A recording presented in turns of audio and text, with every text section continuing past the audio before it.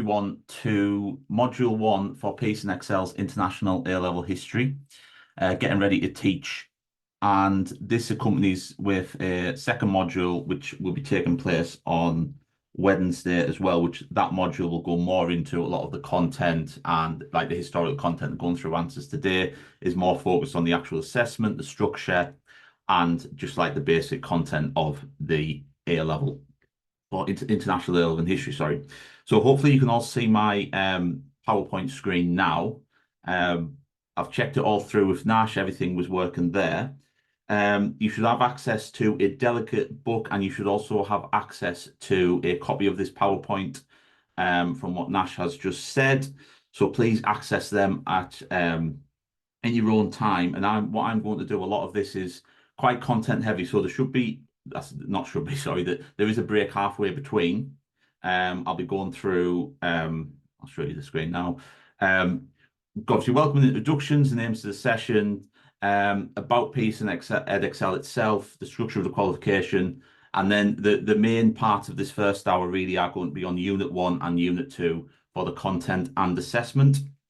And then we will have a 5-ish minute break, and then we'll go on to Unit 3 and Unit 4, or in other words, papers 1 to 4. And then towards the end I'll take you through the support structures for Pearson, resources that are offered, and then any time for questions, and then hopefully end around 3 p.m. Now, so the aims and objectives of this is kind of at first to understand the role of Pearson Edexcel and the support that as a provider it provides, to identify to you how the qualification is devised and any fundamental documentation that you will need for the qualification. Like I've said, to go over a comprehensive review of the content and explore how you might want to plan the course and or lessons. I'm a former head of department for history as well, so I've tried to include some brief examples, but not to overload the slides. So I'll try and talk through them. And if there's any questions at the end for any resources or any activities that you might want recommended, or what I've done in the past, then please ask away at that point. And obviously to understand the assessment of the qualification and how to best prepare students who will be taking this. So I suppose it comes to why choose Pearson Edexcel. Hi, Liam. Sorry Hello. to interrupt you. I Yeah, think your PowerPoint is zoomed in. Zoomed in. zoomed in. Yeah.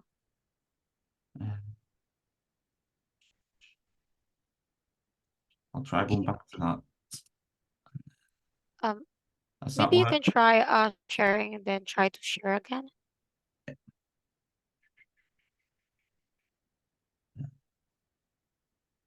I'll try desktop. Try that. Is that better for everyone? Oh, okay. Sorry about that. No. Okay. Yeah, it's okay. Man, Okay. maybe it's just an issue on my end. Okay. Thank Thank you. you. Sorry about that. So, I just move things. So Pearson is a world-leading learning company. I'm sure we all know this, and it's the UK's largest awarding organisation, and it is quite well placed to provide qualifications aligned to the British educational system. The international heritage stretches back over 150 years, and today we partner with schools, universities, and employers worldwide, offering world-class recognised qualifications to over 3.5 million students a year. So it's, like I said there, you've got a breakdown on the right-hand side there, operating in 70 countries worldwide. We mark over 10 million exam scripts on behalf of the UK Department for Education each year, and it's a trusted and recognised qualification partner to 6,500 schools, colleges, and employers globally, sorry. So it's a very strong qualification. I've got a lot of experience with Pearson Edexcel in history itself, having taught it for 9 years, and just in terms of what it offers to students is it's incredibly accessible for students as well. So 2 seconds. Oh, there we go. So kind of getting straight into the international A-level history features. The way to look at this in terms of qualification at a glance is to consider that teachers can construct a course as either distinct modules with related units of assessment taken at appropriate stages during the course. So that could be, let's say you take unit 1 and 2. Traditionally, that might be taught, that might be assessed at the end of the first year of being taught unit 1 and 2. And then if if students consider to take on the qualification into IA2 and like take access to the full A level, then they will complete the exams for unit 3 and 4 at the end of, let's say, the second year. But the other option is that Pearson offers is a linear course assessed in its entirety at the end. So you can take on the option to go through all of the content, and then the students will be assessed at the end as well. Okay. So there, if we look at first into the middle column, which is for the International Advanced Subsidiary in History, which is units 1 and 2, there will be 2 externally examined units for this. This can be awarded, like I said, as a discrete qualification. So some students may just take this and they will leave with an IAS in history, or it may contribute to 50% of the overall international A-level qualification. And then if we look to the final column on the right, there are 4 externally examined units included in the IAL qualification. Obviously, these include units 1 and 2, as well as units 3 and 4. Obviously, students wishing to take IAL, as I've already said, need to complete all 4 units. So what I've tried to do is kind of give you a basic, a really clear understanding of how the grading will work, and uniform marks involved. Okay, so for international A-level history grading, it'll be graded on a 5-grade scale from A to E for international advanced subsidiary, and then if the students continue it into units 3 and 4 and take the full qualification, that'll be graded on a 6-point scale from A star to E. Individual unit results will also be reported to you as well. And as I've already said, only Unit 1 and Unit 2 will contribute to the International Advanced Subsidiary grade. All 4 units contribute to the IAL level. Students will receive a uniform mark between 0 and the maximum uniform mark for each unit. So the maximum uniform mark is 100 to get an A, 80 marks B, 70 C, 60 D, 50 E, 40 out of 100. So that's kind of like a basis for how you know, to look at this. Every unit will be out of 100, and at the end it'll be out of 400 to get, you know, and then depending on what grade the students will get. So hopefully that kind of makes sense there. Yes, so in terms of the subsidiary IS, sorry, and like units 1 and 2, maximum uniform mark 200, and an A will be 160. And then the maximum uniform mark for obviously an A at the IAL level would be 320 out of the 400. Now, to be awarded an A star, this is where it differs slightly. Students will need to achieve an A for the International Advanced Qualification and at least 90, so they need at least 320 uniform marks and at least 90% of the total uniform marks across the IA2 combined. So that's where the units 3 and 4 come really into play there for those taking the full course, because that is where they sorry, I've just seen that. I'll respond to a question there. Oh, sorry, that's already been done. Thank you.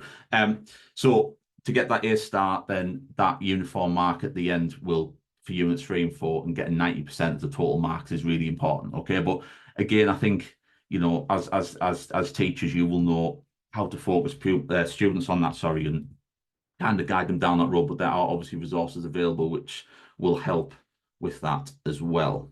Okay, obviously, students with uniform mark in the range of 0 to 159 will be classified as a U by the end of the course. Now, there we go. So the examination papers, and this is units 1 and 2. So again, think of this as the subsidiary, or in some of you might look at it as kind of the first year of the course. Now, what I've tried to do best is obviously a lot of content here, And don't worry about taking a lot of notes, because these resources are available and the recording will be available after as well. I've tried the best to kind of put this into two straightforward tables for you. And kind of, if we look at Unit 1, which is a depth study with interpretations. Okay, so again, all the information you already know, externally assessed, new information there. It'll be a 2-hour written examination. Its availability is to sit in the January and the June, and this will be worth 50 marks, and then Unit 2 will be worth 50 marks. Content overview. So students must choose one of the following options for this. Obviously, this is more linked to yourselves as teachers, so what you will be teaching. You've got option 1A, which will be France in Revolution, 1774 to 99. Option 1B, Russia in Revolution, 1881 to 1917. 1C, Germany, 1918 to 45. And option 1D, Britain, 1964 to 90. So there's quite a theme there of change over time. Okay, especially in terms of like a country. So forbidden combinations here. Excuse me. So Unit 1, option 1B, Russia in the Revolution, with Unit 2, option 1C. So kind of you can't do Russia twice, even though obviously the years differ slightly. And then Unit 1, option 1C, Germany, with Unit 3, option 1C, Germany, united and divided and reunited. Each paper has 4 questions. Now, the question types will be covered more in the Module 2 presentation on Wednesday. So if you're part of that, then obviously don't worry about going through question types yet. I'm going to go over that in the next presentation. And the essay questions assess... Sorry. The essay questions assess kind of understanding of the period for in-depth for AO1. And excuse me a second. And AO3 for the interpretations. Okay. So Unit 2, obviously again, I'll try to get through this as quickly as possible. I'm trying not to kind of just go through it as a list, but kind of how the best way to present it to you. Again, 2-hour examination, 50 marks, and this is worth 50% of the IAS. 25% total for the overall qualification, and your options here are 1A, India, 1857 to 1948, the Raj to partition. Option 1B, China, 1900 to 1976. Option 1C, Russia, 1917 to 1991, from Lenin to Yeltsin. And option 1D, South Africa, 1948 to 2014. And again, the forbidden combinations there are kind of what you've seen on the other side there. So students, and in this one, it's instead of 4 questions, instead of students answering 2 of the 4 questions provided, students answer 2 questions, 1 from section A and 1 from section B, and a source booklet is provided for section A. So section A comprises of 1 compulsory question in 2 parts, which assesses the ability to analyse and evaluate 2 sources, AO2, and section B comprises a choice of 3 essays, which assess understanding of the period in depth. Okay, so every question in section A is compulsory. Section B, the students will have a choice of 3 essays for that. Okay, so again, if anyone's slightly like coming to this from a GCSE perspective and seeing that the assessment objective numbers are slightly different, that is the case. But again, there is a useful guide to this in the resource pack on the PowerPoint, and it should be in the delegate booklet as well. If not, it'll be on the PowerPoint. So now, again, I thought it best to go through the IA2, so like the units 3 and 4 in the same way. So if we're going on to complete the full qualification, we've got Unit 3, which is thematic study and source evaluation. And again, all the exams are 2 hours long, all worth 50 marks. So for Unit 3, students must choose one of the following. Option 1A, the USA independence to Civil War, 1763 to 1865. Option 1B, the British experience of warfare, 1803 to 1945. Option 1C, Germany united, divided and reunited, 1870 to 1990. And option 1D, civil rights and race relations in the USA, 1865 to 2009.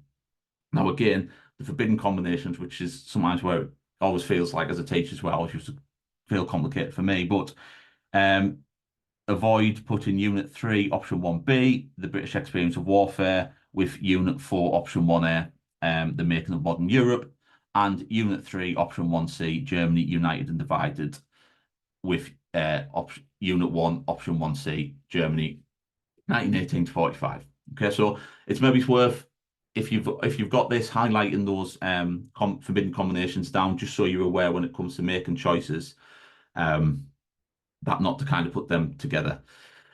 So students will answer 2 questions, one from section A and one from section B in Unit 3. A source booklet is provided again for section A.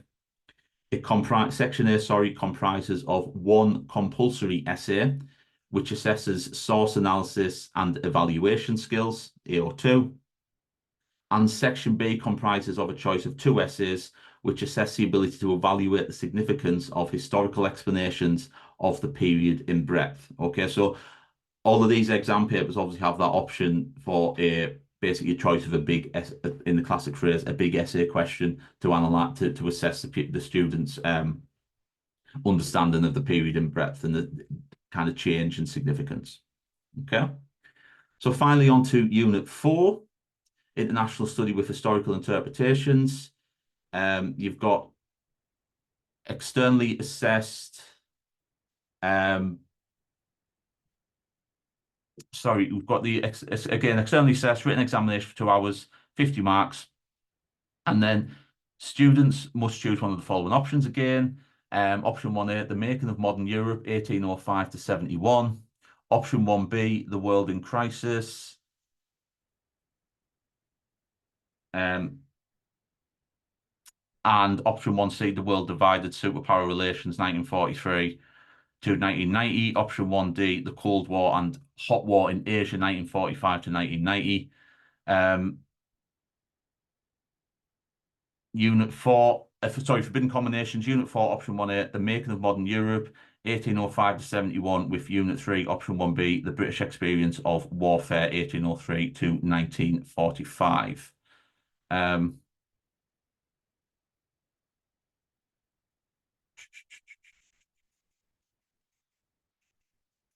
Oh, sorry, sorry, Sarah. I've just seen your question there.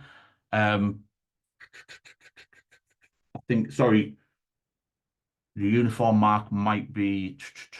I'll double check that. Let me double check your question now. I'll come back to you at the end. Is that okay? In terms of that, so I've just gone off what the resources have said online. So assessment overview. Again, students answer 2 questions, one from section A and one from section B. A source booklet is provided for section A. And section A comprises 1 compulsory question, which assesses the ability to evaluate contrasting interpretations of the period studied, AO1 and AO3. Section B comprises a choice of 2 essays, which assess understanding of the period in depth. Again, so really on Unit 3 and 4, you're looking at section B as having those kind of the essays of choice for the students. Okay, so again, that will obviously, when you look at resources, go through and kind of see what options are provided by Pearson. That'll obviously hopefully help you make up your mind as to which option, you would like to teach. So anyone unsure about assessment objects, which I'm sure we're not, on weightings. So in terms of AO1, what I used to always focus on was obviously the percentage weightings when I was teaching, and kind of obviously when it came to certain questions, kind of focusing on that and what pupils would need to put their effort into a bit more in each question. So across the units 1 and 2, AO1 is 45%, AO2 will be 25% of the marks, and AO3 would be 30% of the marks. At IA2, it's 55%, 25 and 20. And then overall, it's AO1 for 50%. If you're looking at the full qualification, AO2, 25 and AO3, 25 as well. So again, this should be accessible in the resources for you. If you need to, if by all means, keep making notes. If you like making notes, that's absolutely fine. It just don't feel you have to write all of this down. And this is accessible on the Pearson website as well.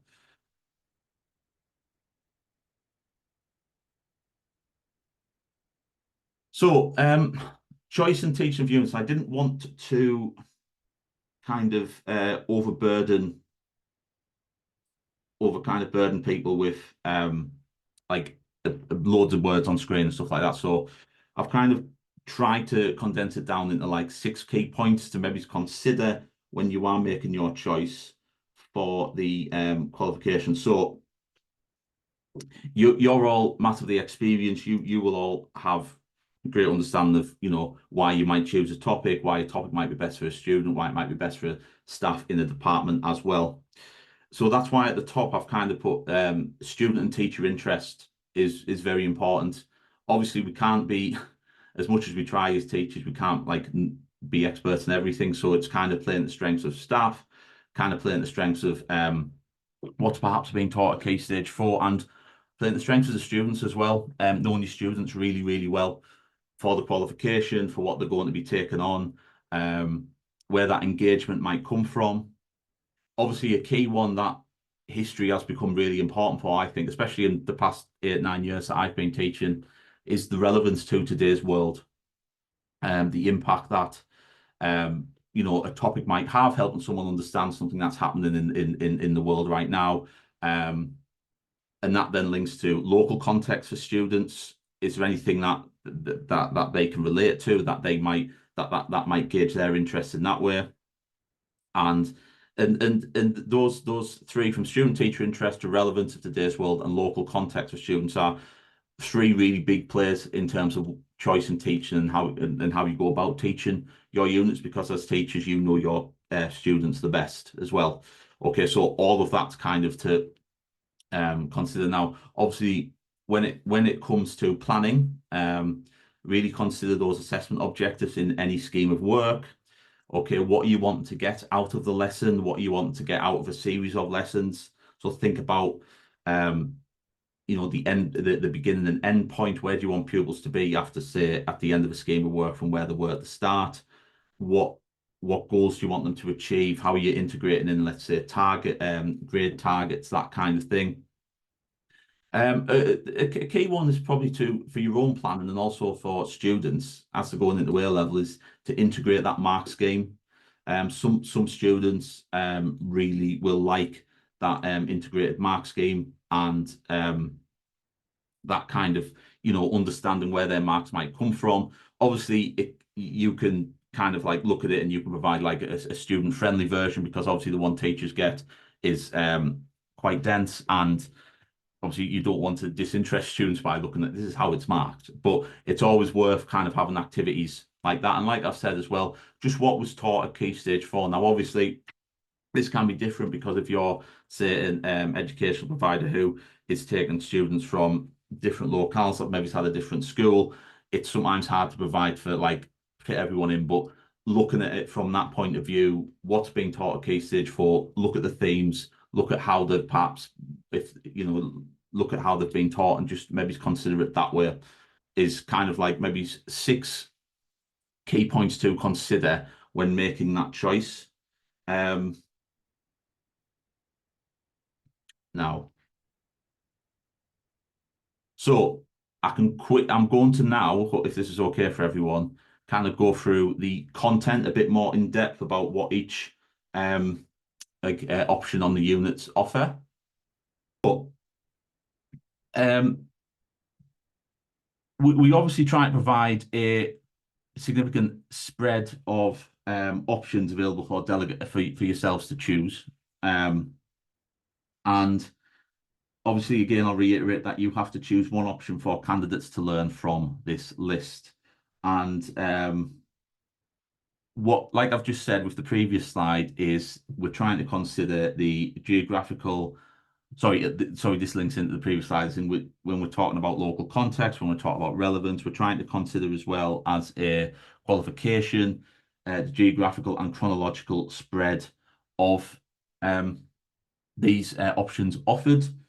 And I think what to consider is, and I'll just take you a run through of kind of what each one is. Some of you, I imagine some of you are quite familiar with some of these aspects of history as well, but for France in Revolution, this option comprises a study in depth of the causes and course of the French Revolution, 1774 to 99, which is considered a tumultuous period of change for the French people who became citizens instead of subjects.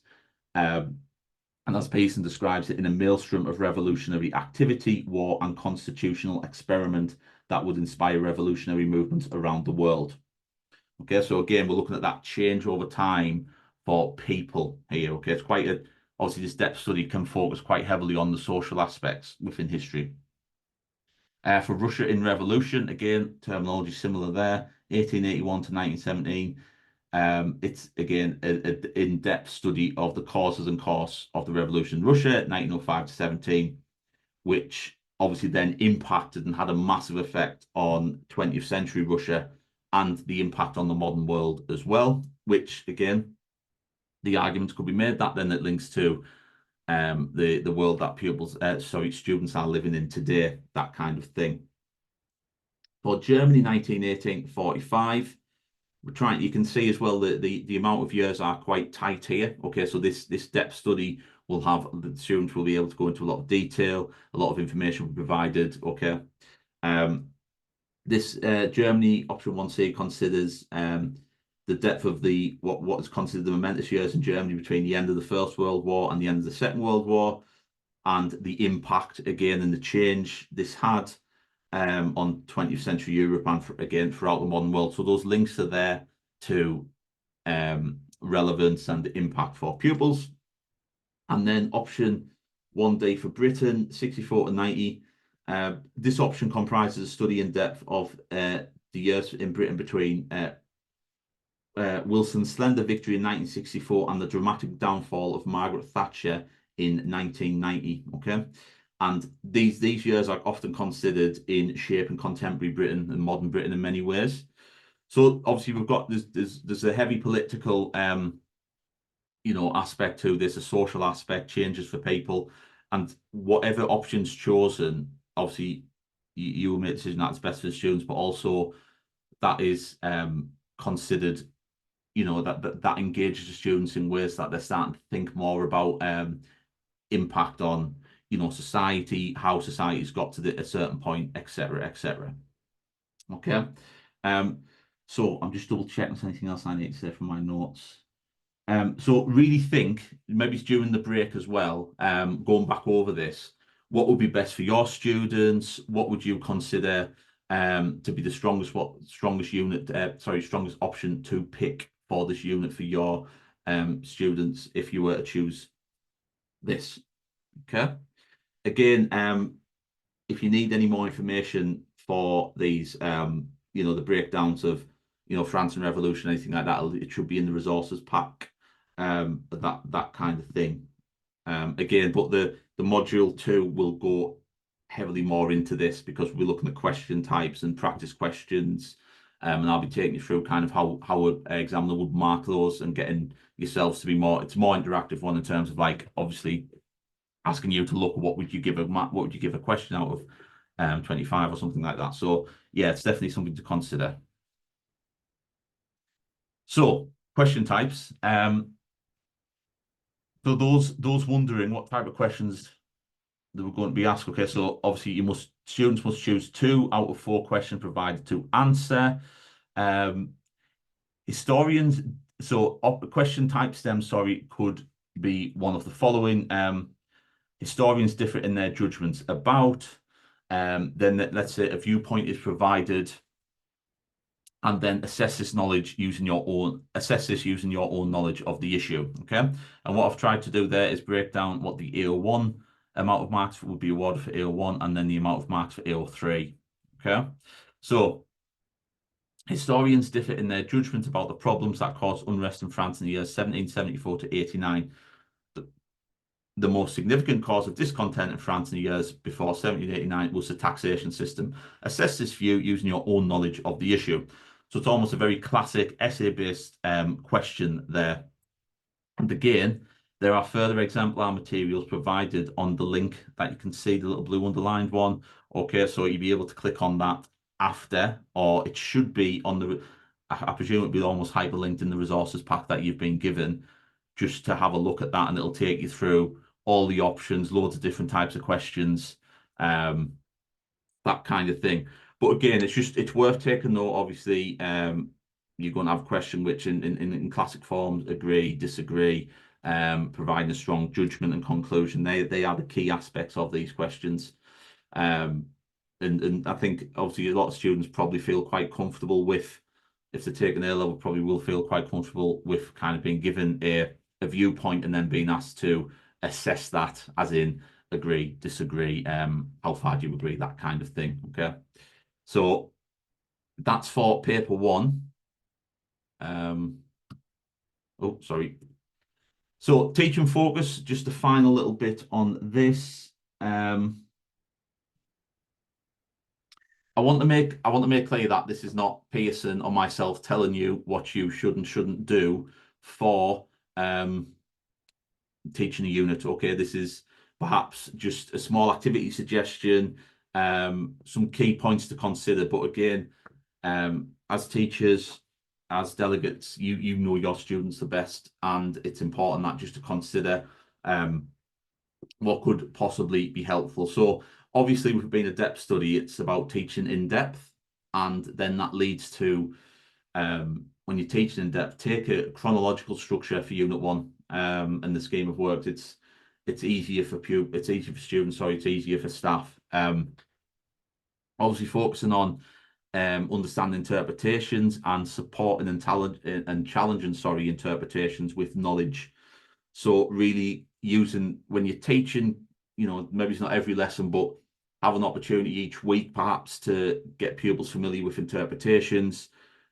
An activity suggestion for this could be a student debate. I'm sure we've all done them plenty of times.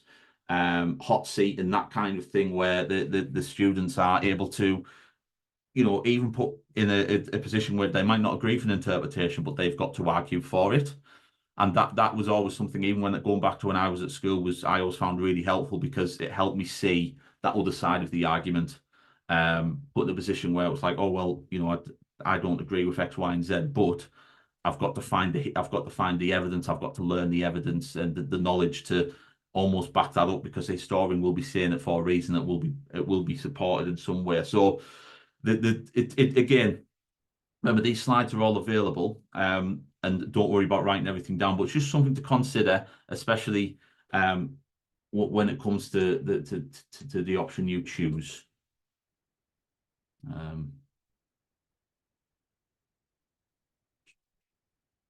Sorry, Sarah, I'm just looking now. If I go back, maybe if I go back now. So in terms of the interpretation, I'm just looking at your question there, Sarah. Extent which is their judgment is being assessed. So their judgment is being assessed via kind of in that AO1, so that 10 mark, but the AO3 is kind of like then how they are challenging that with the AO1. So always think it's sometimes kind of like we provide the breakdown like that, but obviously it's kind of an amalgamation. The AO1 backs up the challenges to the interpretation or support of the interpretation, if that makes sense. So that knowledge, that in-depth knowledge, is what that student will use to say, oh, I agree with X, Y, and Z because of, or I disagree because of X, Y, and Z. And that's where us, if that AO1 is strong and on that 10 marks, then the AO3 is going to be pushing above 10, 11, 12 marks, possibly, depending on, again, and then it comes down to the other part, how well it's written and that kind of thing.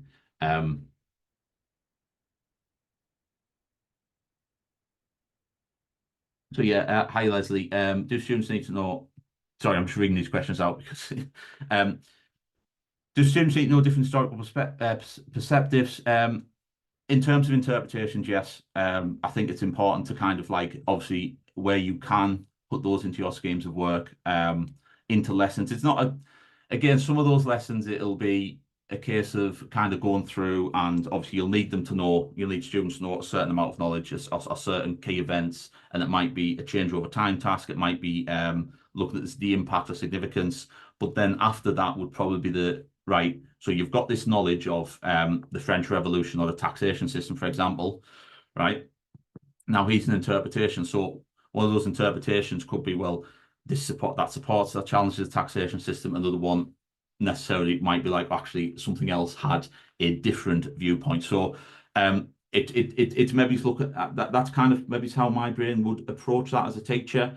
Not to kind of like, obviously again we're talking about then time management, like, you know, the amount of lessons and hours, which I don't want to get into, obviously because we're just providing this here, but kind of think about it like that. So AO1 kind of content, and then the AO3 kind of like, you might have a lesson where you think, right, after you've maybe done a hot seat, or like the interpreter, that lesson is a hot seat or debate, for example, you then have a lesson where they write half an essay as practice, and then keeps on going kind of like that. And then you're constantly able to bring these interpretations, assess their knowledge via it, because I suppose one area where it kind of shifts slightly from GCSE up into international A level is that level of drawn on other viewpoints and other interpretations, and challenging those more, rather than kind of like writing, you know, in 1789, the taxation system was, you know, a cause of discontent because of, whereas now it's about like, right, what interpretation can you use that's provided to challenge this?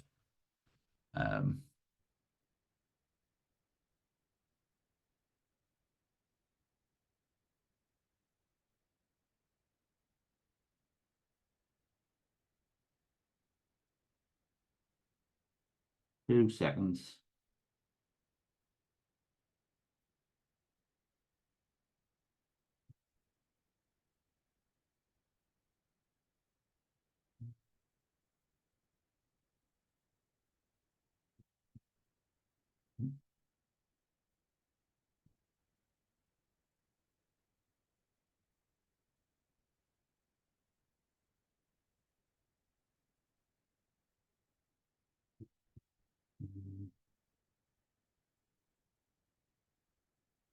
Just pulling up a paper now.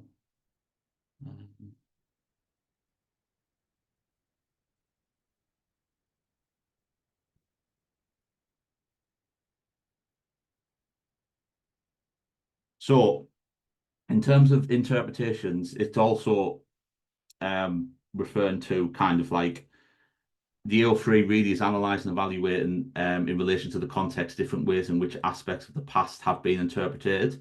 So that AO3 is kind of like the student interpretation, as well as the bringing in other viewpoints and the historian's viewpoints. Okay, so it's not necessarily about bringing in, like, you know, every paragraph referring to a different interpretation, but links to historians and links to other viewpoints do push up that AO3 beyond the so what I'll try to do is, I'm trying to keep my eye on the chat, guys. But again, if there's any specific questions that I haven't followed up on, we've got the time at the end to kind of go over that, if that's okay. Now, what I'm hoping is, if I go over paper two's content in a similar fashion, that'll get us to a point of a break for about 5-ish minutes or just over. If people want to fire in like a few questions, try not to bombard it, because it's then scrolling up and kind of going through them all. If there's anything from paper 1 and paper 2, and I can maybe fire back into the chat, and then we can start for unit 3 and 4 after, maybe 2 from my time, maybe after that break. Okay. So, oh, sorry. So paper 2, unit 2. So this is a breadth study with source evaluation. And again, it's about, I just want to outline the options available, the content that's included. And again, it's about just making clear that you have to choose one option for candidates to learn.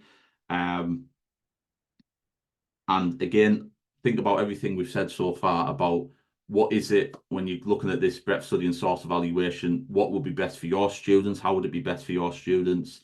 Is anything relevant from their catchment or like a link like that? You know, and strengths of the department as well. Obviously, time constraints. You know, you picking a new unit sometimes can be very or like a new element of knowledge can be exciting, but also it's learning it as teachers, that kind of thing. So again, I've got the forbidden combination on there. So in terms of option 1A for unit 2, India, students will gain an understanding of the changing relationship between Britain and India from the outbreak of the Indian Mutiny to the achievement of independence for the Indian subcontinent, and of the reasons for this, with particular reference to Indian nationalism.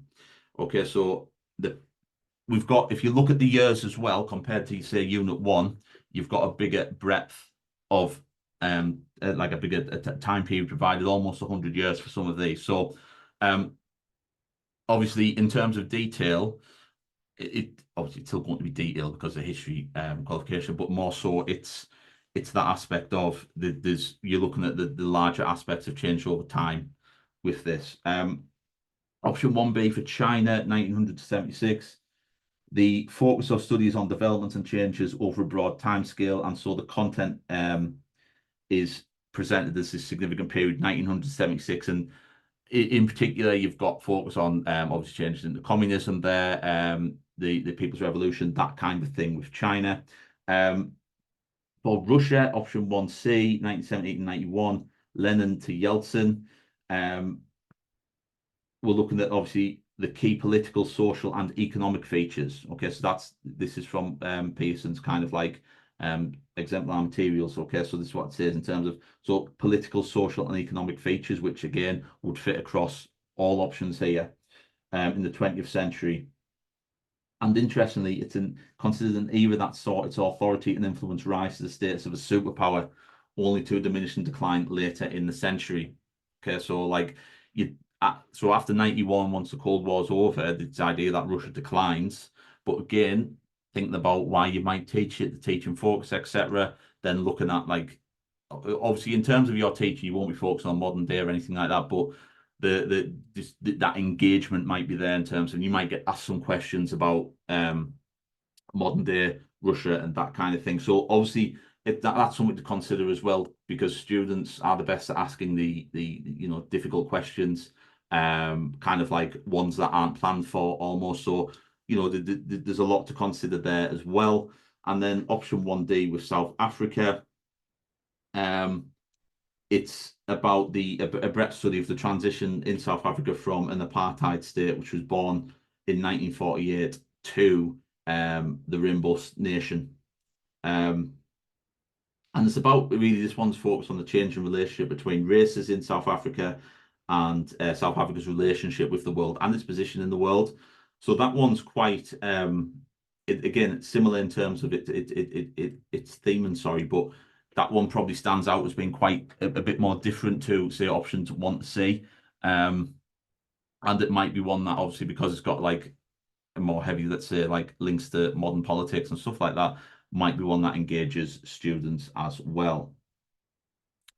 So I'm just looking at the time. We've got about 14 minutes before the break.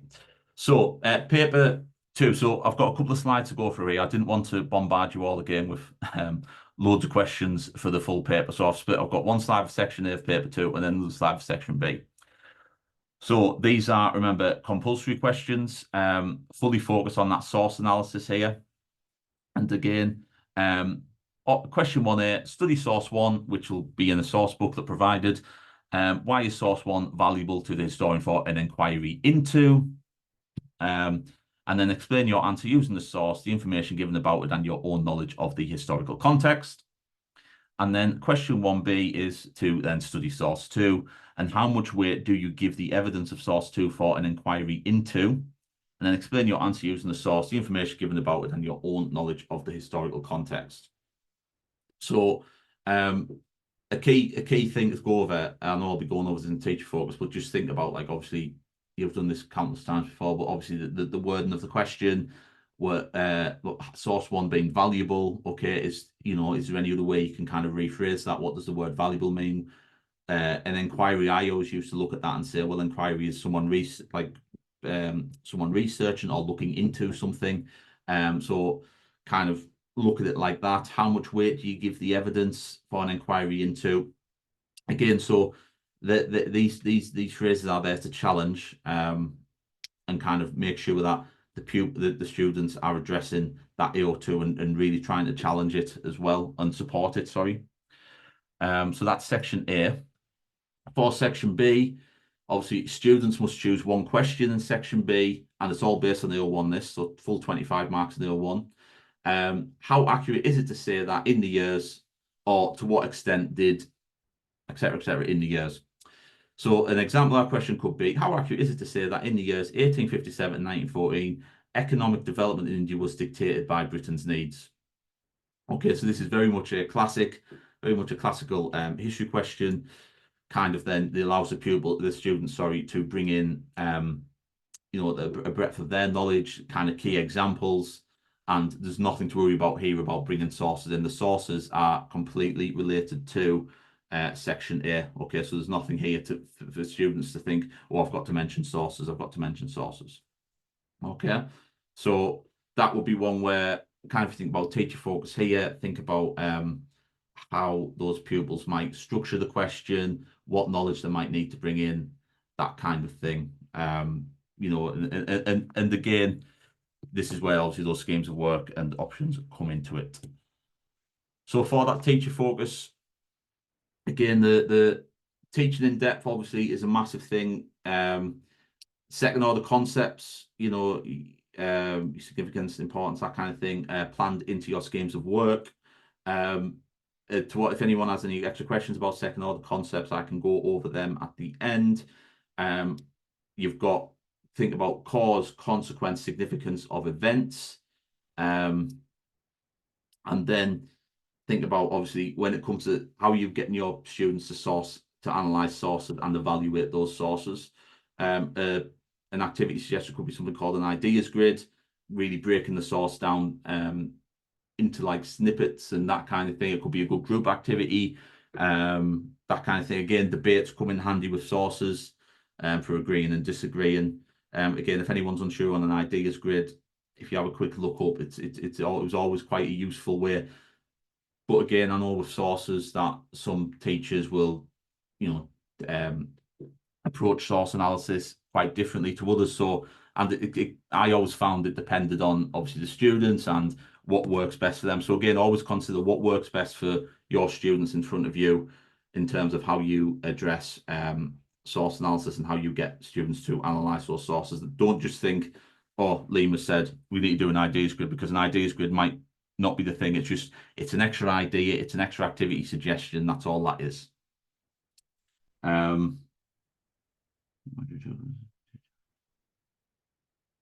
So like I said, but any further information on this about about how a source booklet might look, about how students might write an answer, then please obviously consider module 2 as well for this, okay? Because that is going into depth in this rather than kind of like, which this one is quite just like a nice introductory overview into units 1 to 4. So I'll just double check the chat now. Sorry, just making sure I haven't missed any questions, everyone. Yeah.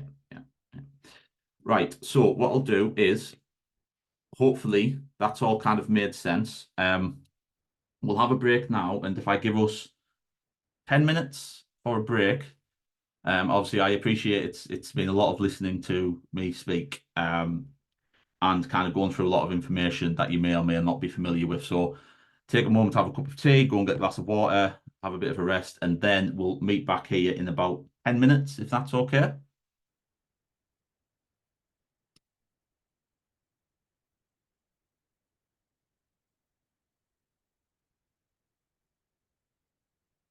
That's fine, Maxwell. Thank you.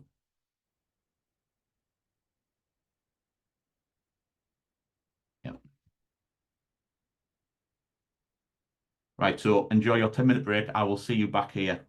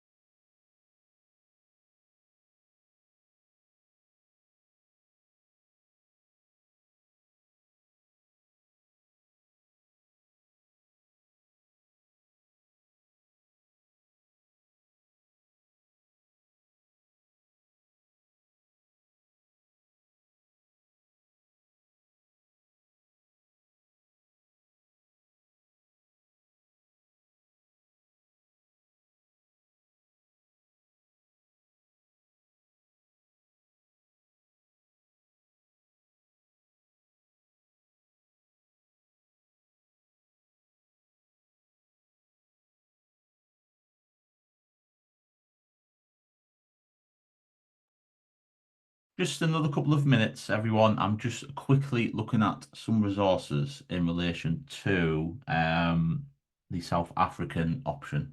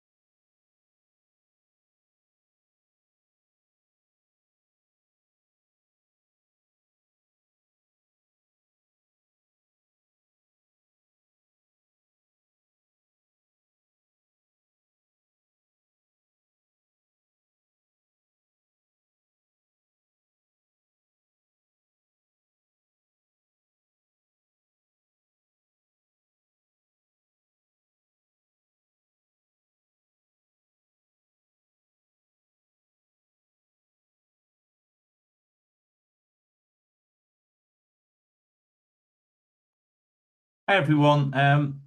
Just another couple of minutes, but those who I think it was it Maxwell? Yeah. I think Maxwell was asking about the South African Edexcel textbooks end at 1994. So I'm just having a look on the website now. So Pearson Edexcel and mm, there there is again do with this as you will. Outside the textbooks, there is it was released, updated in April last year in 2023, and a podcast on the history of apartheid in South Africa has been released. So apparently there are 7 episodes available to listen to there. I'm just looking for actual published resources. Let's look.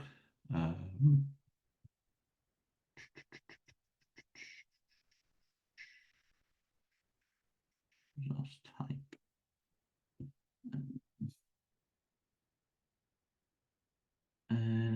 Podcast.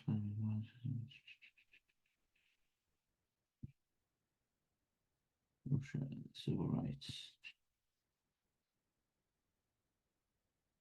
The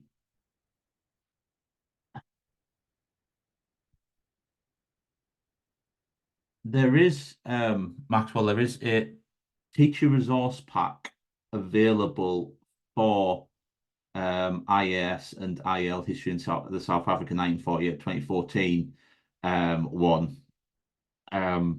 That is available on it should be accessible via the link that's on the bottom of the pages, I think. If not, if you head to the kind of International A-level for history resources page, and it kind of comes up there. So that's available. I'm just looking at because that's a teacher resource pack, so that's not a resource type license. Let's have a look. Yeah, that's one thing that's popping up for me. You can view sample pages and everything, and then obviously order, but that'll be in line with your trust school. Sorry. Leave that with me a bit longer, and I'll have another look-see for you for that, because I'll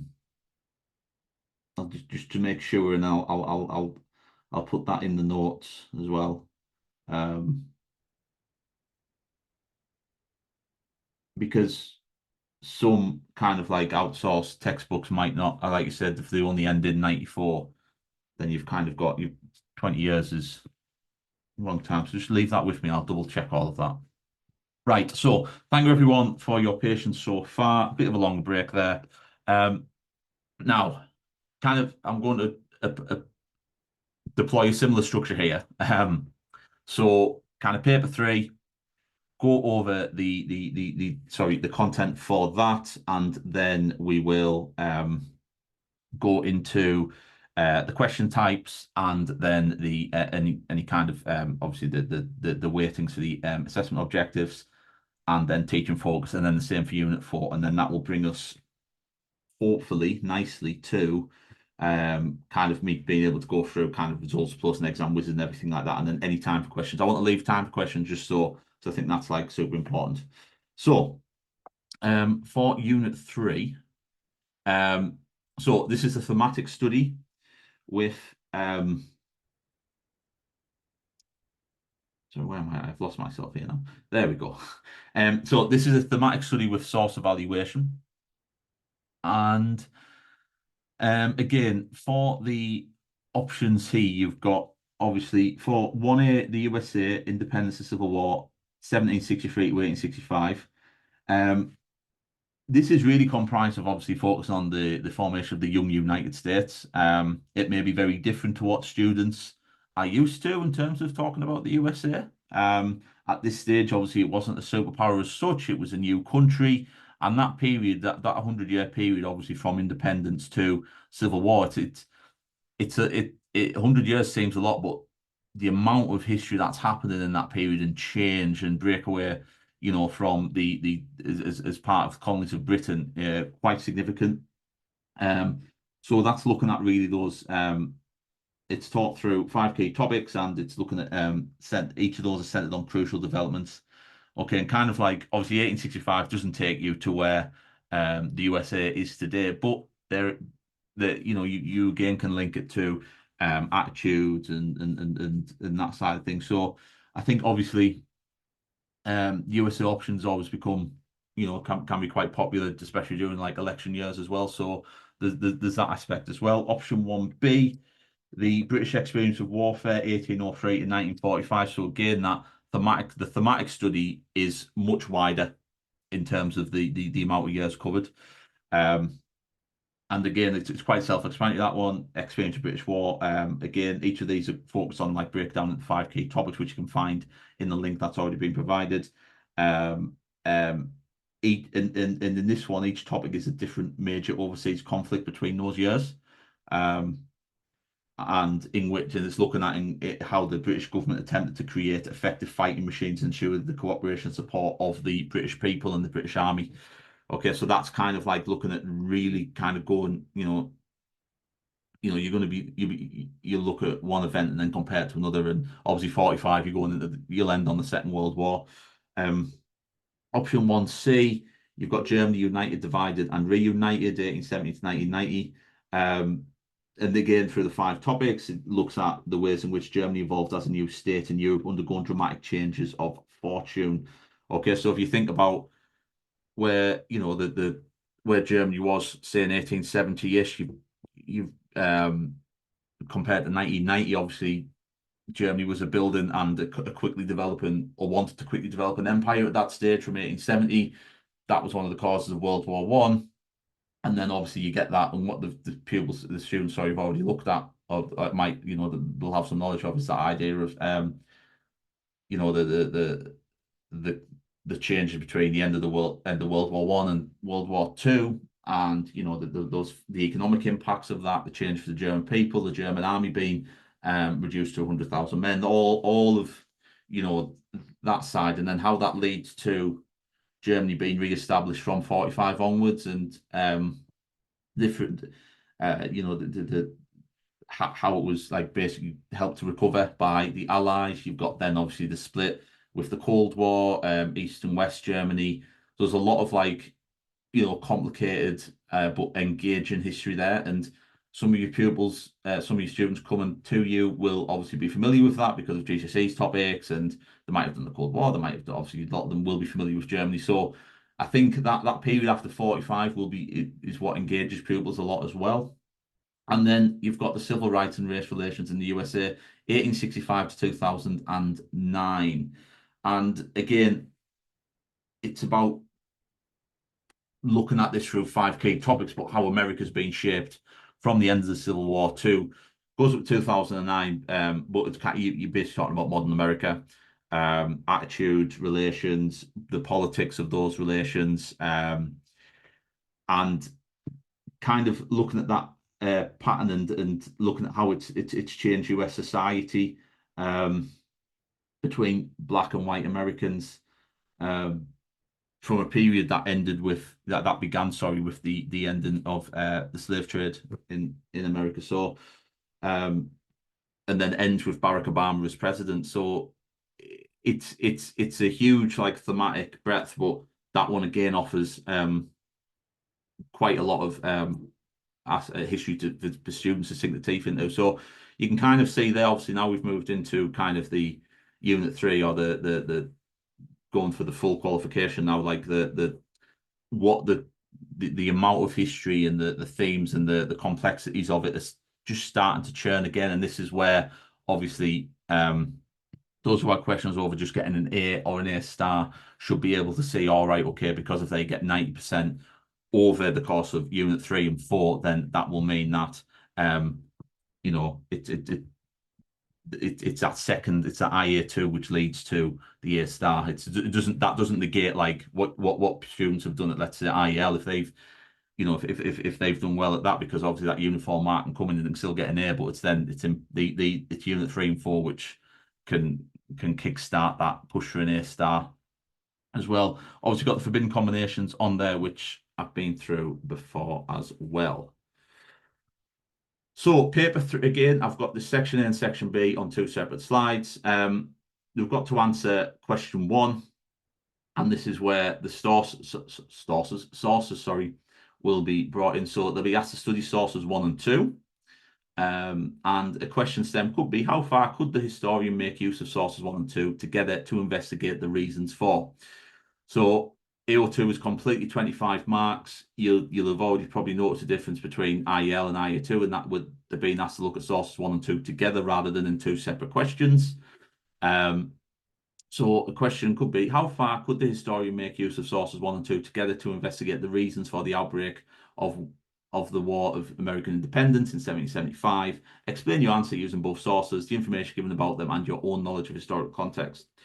And again, obviously, a lot of what you'll have done with source analysis and how to get students to analyze sources during the units 1 and 2 will be super important here.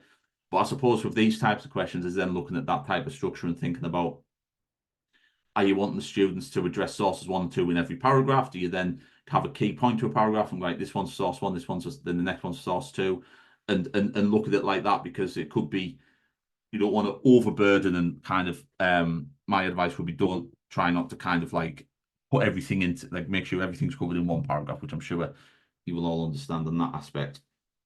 Okay, so that is worth 25 marks. Paper 3 question types for section B. This is where students must choose one question in section B, and they might start with, what in your judgment were the reasons for, or a statement's provided, how far do you agree with these statements? Or this statement, sorry. Okay, and this one again is AO1, 25 marks. So what in your judgment were the reasons for the different outcomes of the crises over the states' rights in 1832 to 33 and in January 1861? Okay, so again, looking at that through the lens of obviously the USA independence, Civil War. So kind of looking at that in terms of building up to the Civil War as as a cause, really. So that's where you would be focusing on with that now. So teaching focus again, very similar. I don't want to kind of overburden you with this. As I've always said, teaching in depth, you've obviously got the thematic studies there, but think about, obviously, that AO1 question is always coming. The deep-rooted one where if statements provided, or if the questions that we ask them, what in your judgment, that judgment is needed to get into those into the top level of those marks. And again, for module 2, you'll see what I'm going to be doing is looking at those let's say the latter half of those questions and thinking about, right, how is the student provided a judgment, getting you to think about what that judgment is and how important that judgment is for the student. Again, setting all the concepts planned into schemes of work, cause, consequence, significance of events. Source analysis is key. Obviously, you've got section A is dedicated to that. And again, I've maybe said you could have an ideas grid. Again, this all depends on the students that you have. It's just a suggestion. You've also got things like activities like carousel activities, that it could be like that could be the introductory activity. That maybe's got all the knowledge on something right now. Let's have a look at different written sources, go around and read them and like engage like that. Or it could be something that you throw in before they've even learnt the knowledge and get their opinions on that, and then the knowledge comes later. So almost setting them up with little, but then the end of the lesson or the series of lessons with a good chunk of knowledge, but also source analysis there. So it's sometimes worth mixing up kind of that like beginning and end point, if that makes sense. Kind of like one thing I always remember being when I was a young teacher, many moons ago now, was kind of like this idea of you give them the source first, and then the little bits of knowledge, the analysis, and all of that goes around it, and then you will not analyze it again. So to kind of get that process of progress as well, so that those pupils can perhaps see the progress. So that's maybe something just to consider. Again, what works for you as well, and what works for your pupils that you have in front of you. So I'll just double check I haven't missed anything there. I suppose again the final point is just that integration, and again it's all the units. If it's unit 3, it's integration of sources. If it's unit 1 and etc., it's integration of interpretations, and making sure the pupils know that they can challenge. This idea of nothing. One of the great things about history is that, like, when it comes to opinions and judgments, is that nothing's necessarily set in stone, and if you can provide the detail to back it up, then that also massively helps. Okay, so on to paper 4. Excuse me. And we've got our options for paper 4 here. There we go. Right. So this is an international study with historical interpretations. So you've got your 4 options there, 1A to D. For the making of modern Europe, 1805 to 71, you can see we've dropped out of the 100 years gap around the 70, 60 years kind of period here. So again, a little bit more in depth probably here. So the making of modern Europe, this contains a study in depth of historical interpretations on a broad question, namely the reasons for the downfall of the Napoleonic Empire. This is contextualized by and overlaps with a study of European international relations in the years 1815 to 71, where the 2 main themes are the significant developments in Germany and the Italian peninsula, which culminate in the unification of Germany and Italy. Okay, so again, you're looking at the key focus is change. It's a classic word. It's with history, isn't it? It's just it always comes down to change over time, significance. These notes that I'm reading from, by the way, for these topic options, they should be available on the notes of the slide, and I think you've got the PowerPoint provided in the resources. So again, don't worry if you feel I'm speaking too fast. I can go back over these at the end if you want me to. But these notes should be provided in the notes section. Option 1B, the world in crisis, 1879 to 1945. This option contains a study in depth of historical interpretations on a broad question again, which is the reasons for the outbreak of war in Europe in August 1914. So as with 1A, and we're moving on to 1B, there is a key question that Pearson are wanting you to kind of discover with the pupils and help them answer. And it's not set straight from 1805, for example, with Napoleon, or 1879 with the First World War. It's that build-up of change and the causes of change. So you look at that world in crisis, and even with the Napoleonic era, you've got empires vying for power. You've got conflict erupted because of political tension. All of the classically familiar traits of modern history, or modern Europe especially, kind of coming to fruition with these units. Option 1C, the world divided, superpower relations 1943 and 90. And when I was talking about aspects, and when you choose topics, aspects that are familiar to students or that represent the modern world that they live in, I think that this is another one of those options. You know, superpower relations. The word superpower is still mentioned today. You know, it's not superheroes. It's literally a powerful nation. It's those that possess, to an extent, nuclear weapons and the superpower relations. And one of the key things here in terms of teaching world divided would be obviously the tensions at the time, and helping students understand what the tensions were like and why those tensions were so volatile. Again, and obviously the study of in-depth historical interpretations on the broad question here would be the reasons for the outbreak and development of the Cold War in the years 43 to 53, and then obviously like kind of leading on from that, the impact of that. It's so I'm reading this note here. It's contextualized by and overlaps with the study of superpower relations if the USA, USSR, and China in the years 53 to 90.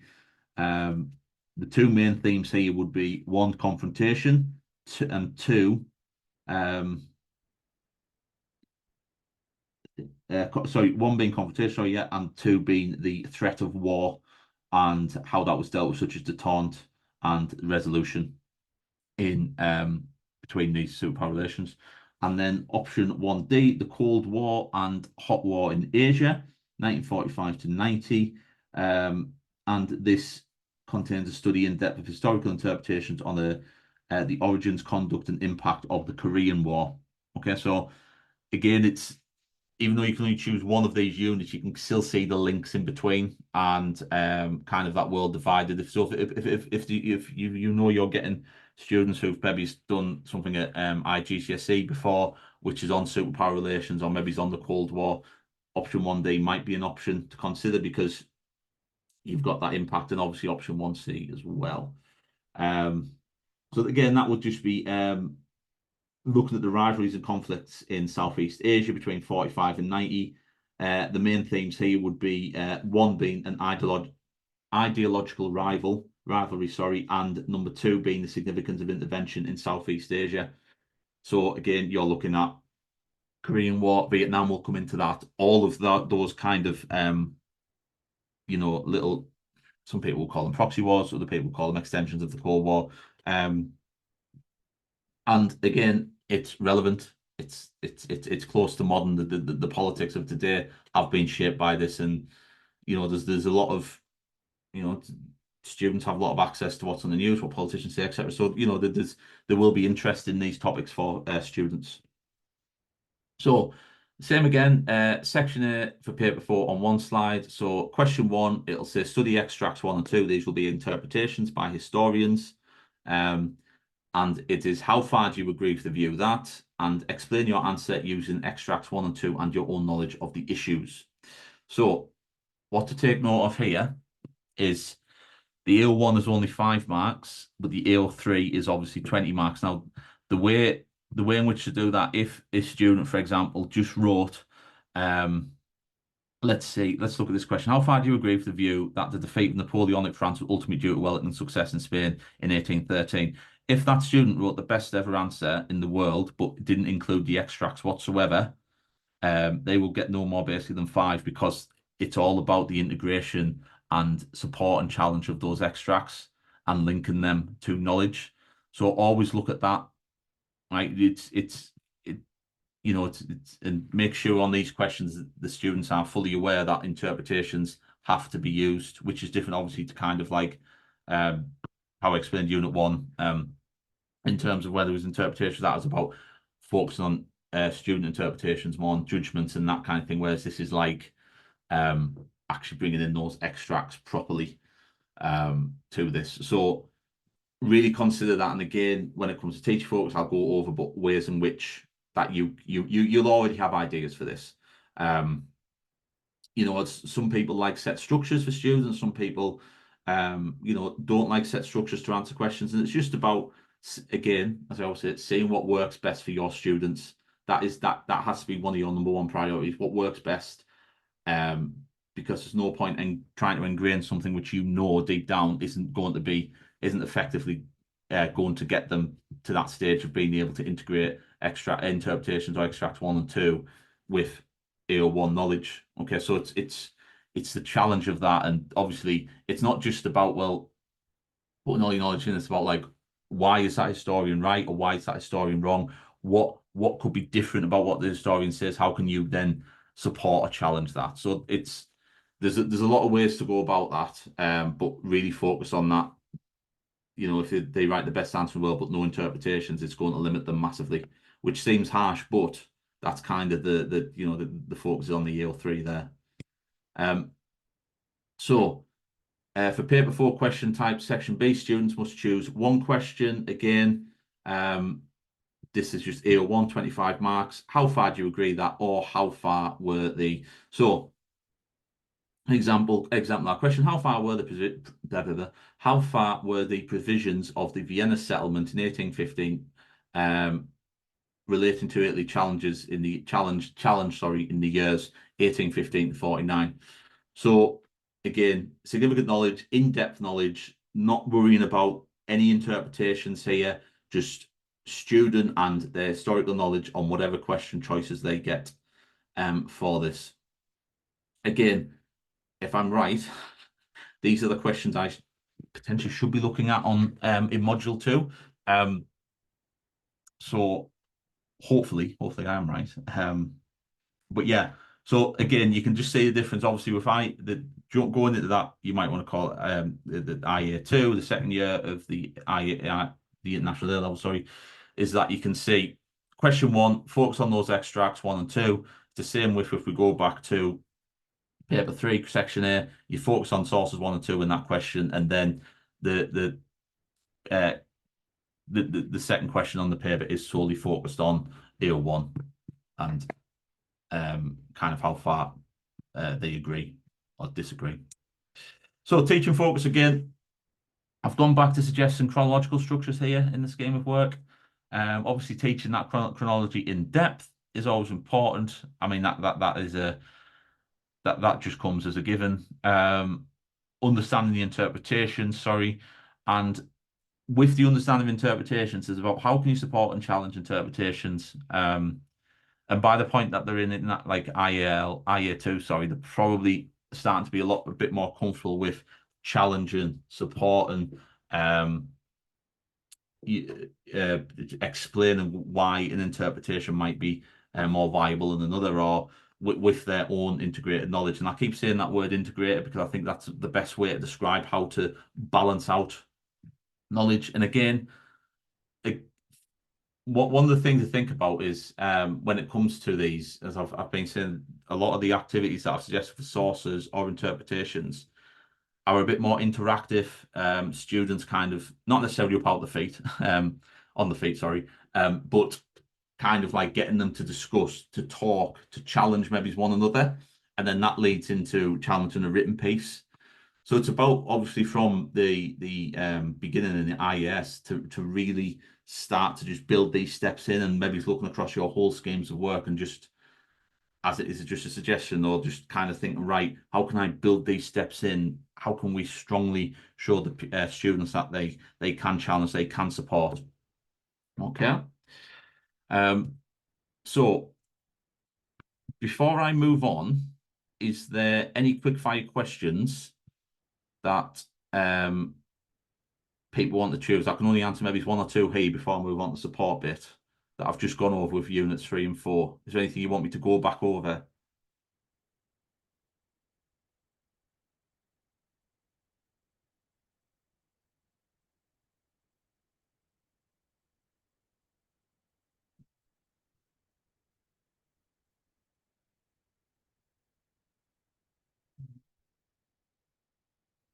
Okay. Okay, that's okay. If anything else pops up and coming in the questions. So, like I said, just pressing the wrong laptop.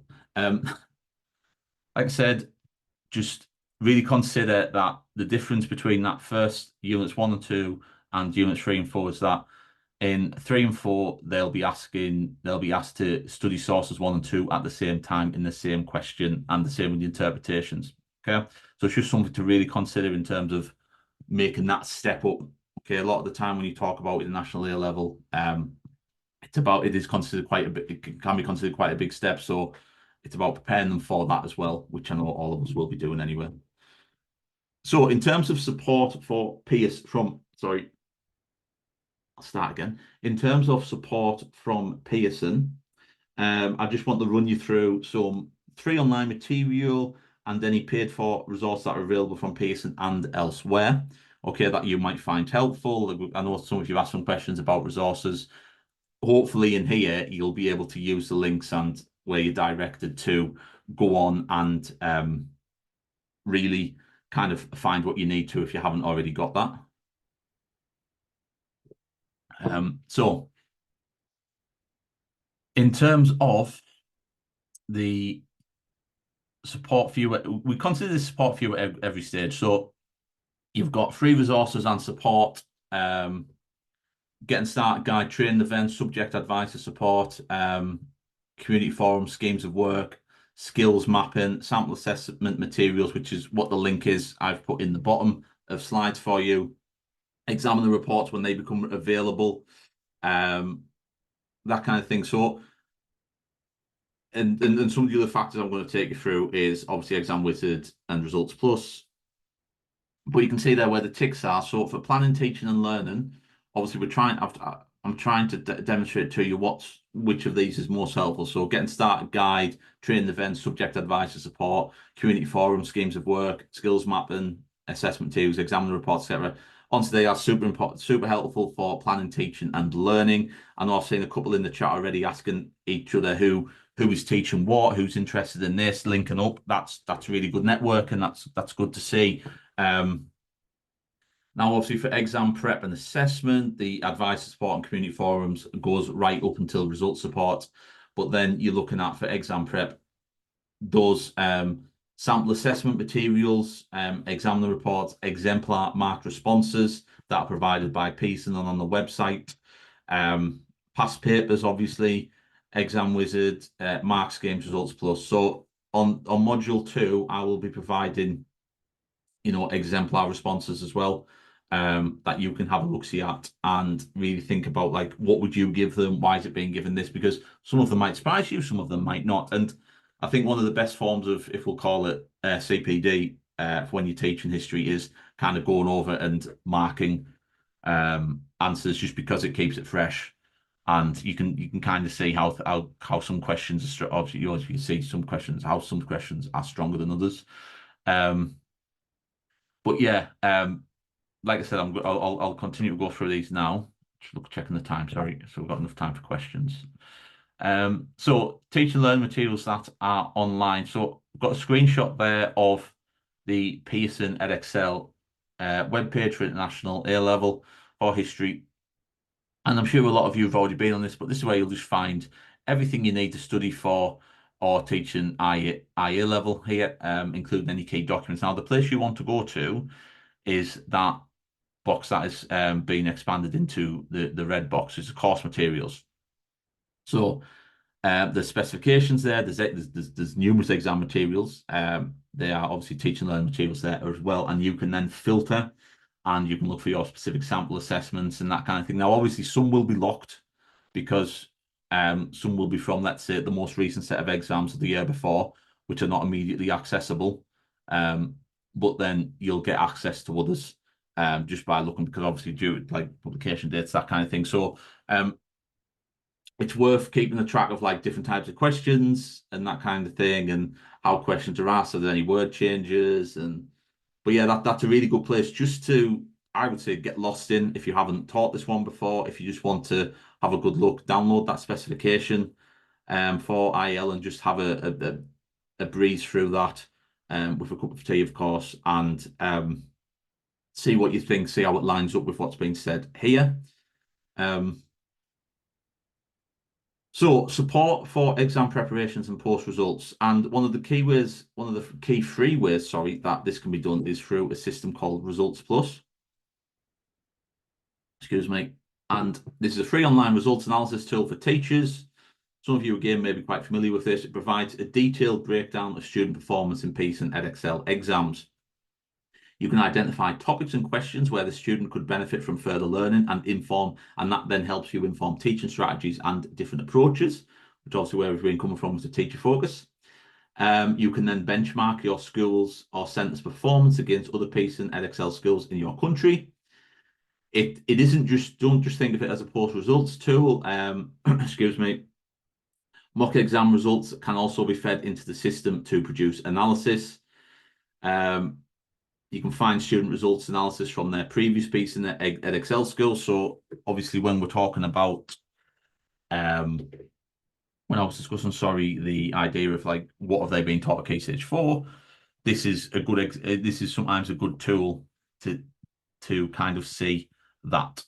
Results Plus Direct gives your students access to their final grades and performance breakdown, wherever they are, and if you haven't already, schools can sign up for free at Results Plus account in just a few quick and easy steps at this link provided. Again, that should be on the documentation you've been provided with today. I'll just check the chat. Platform and the community forums on. I'm hoping to come up to that next, Jonathan, I think. If not, I will fire off a question to someone.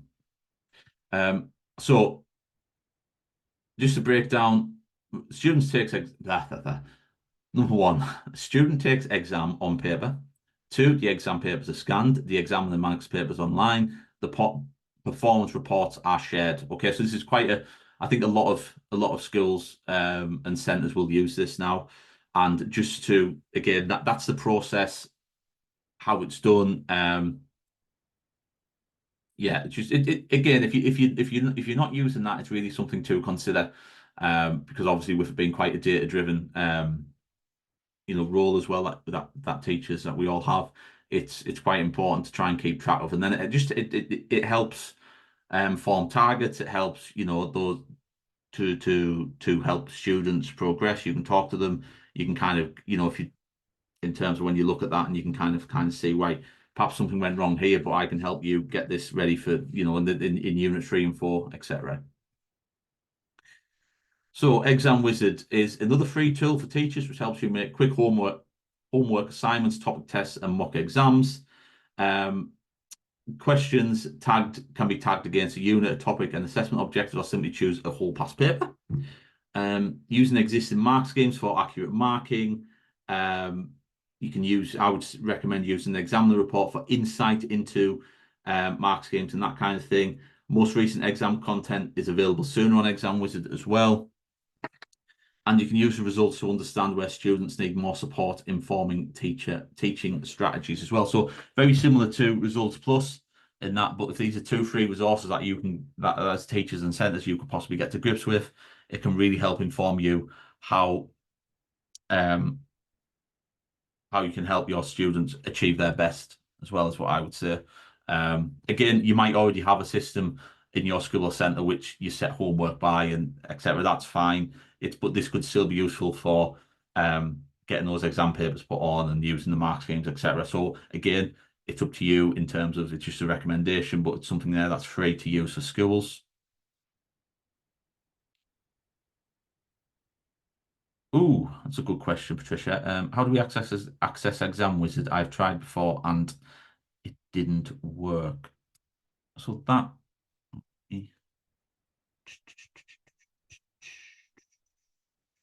there'll be a link somewhere. Just give me 1 minute and I will try and post a link in the chat. Pearson Exam Wizard.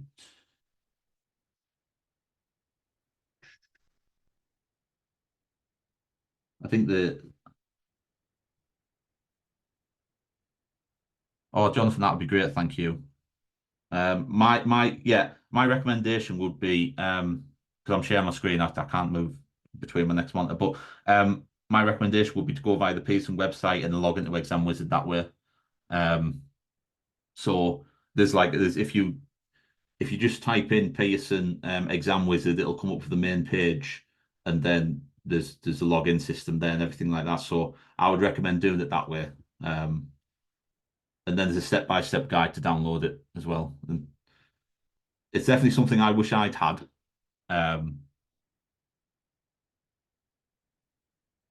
So accept. Sorry, I'll just take a drink of water. So access to Scripts online portal, or ATS. So ATS is another free online system or portal which allows teachers to immediately access electronically marked exam papers. It provides enhanced transparency and offers transparent approach to marking process.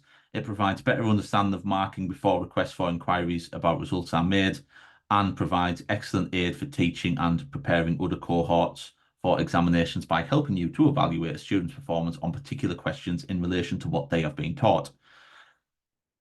It's available instantly from results day for all of our examination series for a defined window. You can view and download scripts which have been marked online free of charge from our self-service portal. Now, for more information on that, I'll direct you to the post results pages as well. Okay, for a lot of you might be again familiar with this. If it's new, have a look at it. Again, these are free tools which help inform you about the marking process, help guide you when obviously marking yourselves. That to help you think about how best to understand the mark scheme yourselves, because they change a lot, and it just helps you. If you understand the mark scheme, then obviously it just helps you teach as well, because you know the key points. And if you understand the mark scheme, you understand your students, then you're going to be able to kind of pinpoint exactly where student A will need to look compared to, say, student B, who needs to look at something else, depending on the unit and topic. Let's check the chat for anything. Yeah. So Pearson published resources. Now, this link here, for anyone who's been asking questions about textbooks or something, should take you, he crosses his fingers and says should, this should take you to the page where all the Pearson published resources are. Obviously, there are other providers, which I will not mention. But these resources are designed for anyone following the latest Pearson Educational International Advanced Advanced Level History course, and it's considered. We consider these to be the best preparation for exam success and progression. And just please visit that. So I've given an example there of obviously Britain 1964 to 90, but if you take that, the teacher resource pack, I think this will be the place I mentioned before for Mac. I think it was Maxwell, just to have a look at for South Africa in the apartheid and stuff. And also, don't be afraid to kind of like with Pearson, for example, that example I mentioned before about podcasts and everything like that. Have a good search over some like historical podcasts and have a listen to, obviously listen to them yourself if you think it's useful. It might not be something for everyone in your class, but it could be something to guide certain pupils and that kind of thing. But if it's on, podcasts are quite a different way to learn as well. Obviously, people have different learning styles, so it could be that you give someone as a suggestion.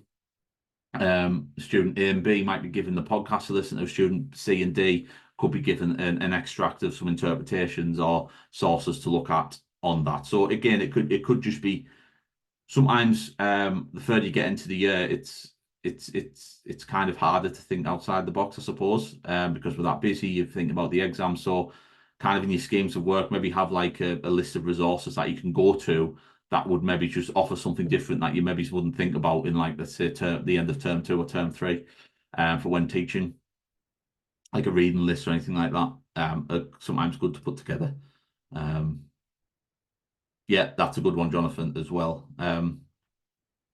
So that's that again. Just I suppose I know this is more the teaching focus bit, but think like that. I suppose what videos can be provided. Again, obviously be careful with videos because they don't often cover everything. They sometimes can be distracting, but like, how can you engage if there's a certain 5-minute segment that you think is really strong and it suits your students? Use that. It's not necessarily like considered interpretation, but if it's just learning knowledge and it's a different way for students to learn, then really think about that, because that will help alongside these Pearson published resources.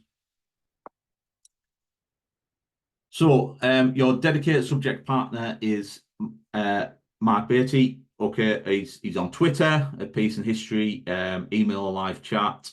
You can sign up now for Mark marks e-updates by completing this online forum. And we also have an online community, especially for history teachers. So was it, sorry, I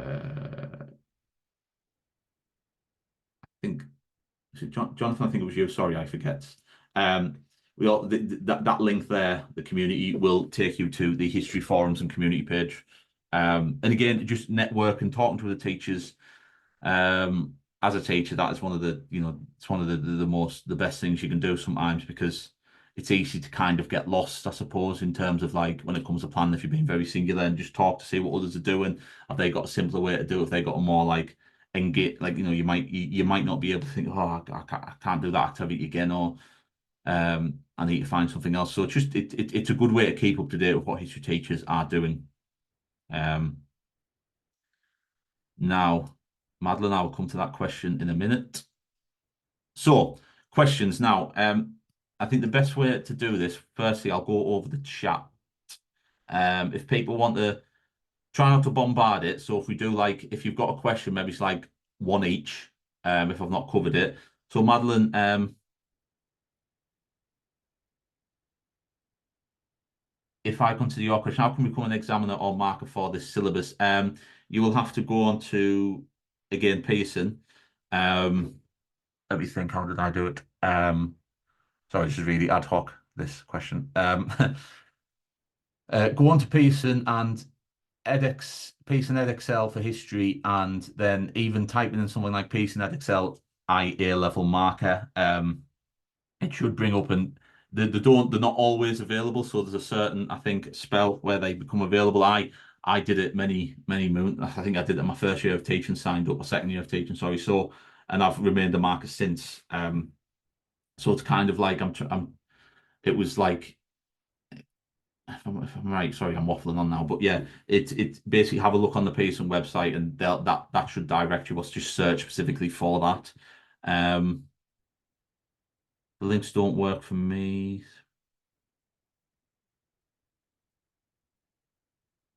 The teacher resource pack, I'll just take you back, Martin, on the and sorry, Sarah, I'll come back to you in a minute. Martin, if I take you back to the screen, where was it that? Where was that? This one. The teacher resource pack should be available at that link there, Pearson Published Resources. If those links aren't working, it's either type them in yourself on your search engine. So these are not free samples. These will be to pay for, from my understanding. So like obviously it would be like necessarily it's like a textbook, so you would have to buy the textbooks in, but like that'll obviously, if you go through it'll be, let me think, teacher head on finance, like obviously if you spoke to finance in your school or centre and that kind of thing, and they'll be able to take you through that path. I think you might only need to buy one because it'll just be for you, for your department, but it's not like you're going to be buying it for every pupil. So like kind of like look at it, I suppose, like that, and then go through that way. The links don't work.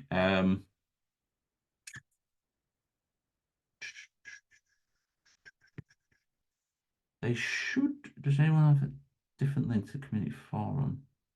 Yeah, that community link is the one I was provided with, so it should work. I'll just check on my other laptop. What is it? Oh, which one is it? Community. Oh no. Right, also have an online community special. Right. Pearson.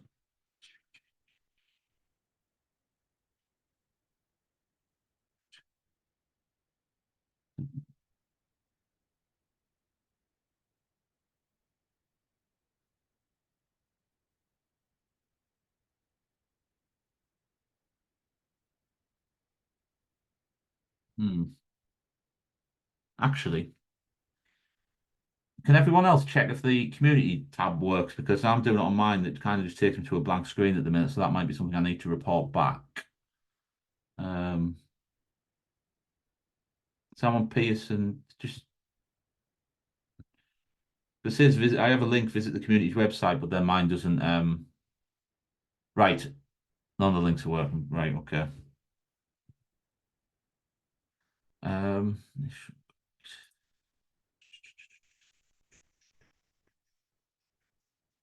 Right, what do we need? We need.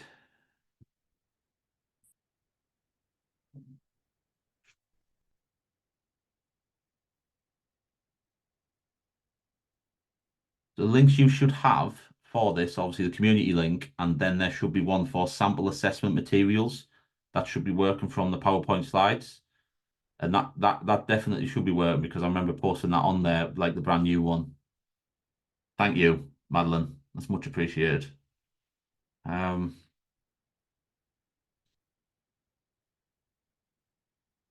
thank you. Right, so and that. Are there any other questions? Because obviously I'm aware we're all working and have our own time. We've got about 5 minutes left until 3. If not, I'm happy obviously to bring this session to a close. Hopefully it's been helpful for people if you're already kind of teaching it and it's just been a refresher, then thank you for joining. Like I said, the module 2 unit will focus more deeply on the questions. And again, it'll hopefully be a bit more interactive, I suppose, in terms of asking you and then getting feedback back, that kind of thing. So it'll be a bit more like, what do you think? And this is the actual response. This is why it is. And I'm going to focus heavily on kind of a lot more the big answers, so to speak, the big essay types, because that is kind of where obviously feedback's taken us. So if there's no other questions, I am happy to draw this to a close and you are free to leave. And I'll probably see some of you on Wednesday, perhaps.